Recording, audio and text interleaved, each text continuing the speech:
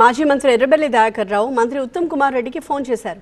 పంటలు ఎండిపోతున్నాయి, నీళ్లు ఇవ్వాలి అంటూ విజ్ఞప్తి చేశారు. కొత్తపల్లి, బంధనపల్లి, కొత్తూరు, రావూరు, పర్వతగిరి, కల్లెడు రైతులకు ఎస్ఆర్ఎస్పీ నీళ్లు ఇవ్వాలని కోరారు ఎర్రబెల్లి.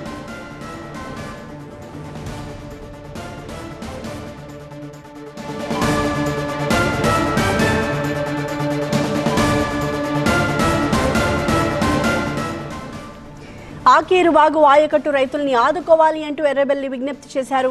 ఈ సమస్యపై అధికారులతో మాట్లాడతాను అన్నారు మంత్రి ఉత్తమ్ కుమార్ రెడ్డి. పర్వతగిరి మండలంలో ఎండిపోతున్న పంటల్ని మాజీ మంత్రి ఎర్రబెల్లి దయాకర్ రావు పరిశీలించారు.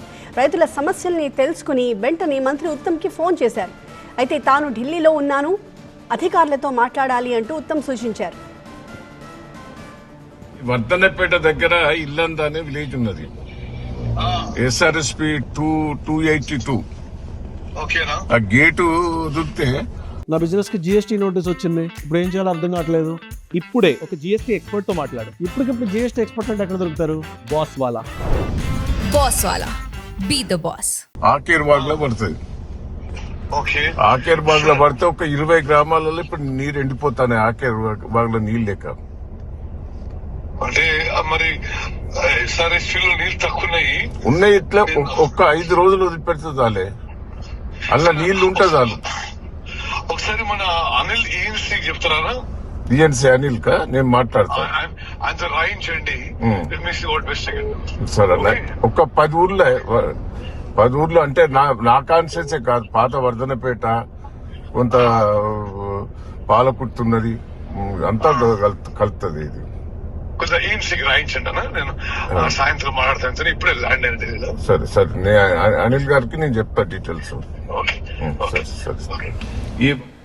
ఉత్తమ్ కుమార్ రెడ్డితో మాట్లాడిన తర్వాత ఇరిగేషన్ అధికారులకు కూడా ఎర్రబెల్లి ఫోన్ చేశారు.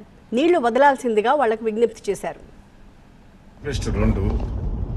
ఒకటేమో ఎస్ఆర్ఎస్పి మన వర్ధనపేట దగ్గర అదే మైలారం పోతుంటే ఆ రిజర్వ్ అయితే ఆ ఇల్లందలో ఉంటుంది 282.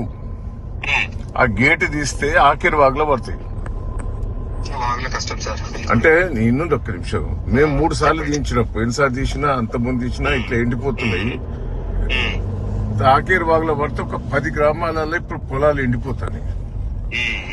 ఒక 2-3 డేస్ తీసినా చాలు, మా కాలువలో నీళ్లు ఉంటే చాలు. నేను ఉత్తమ్ గారితో మాట్లాడినా, ఢిల్లీలో ఇప్పుడే దిగిండు ఫ్లైట్.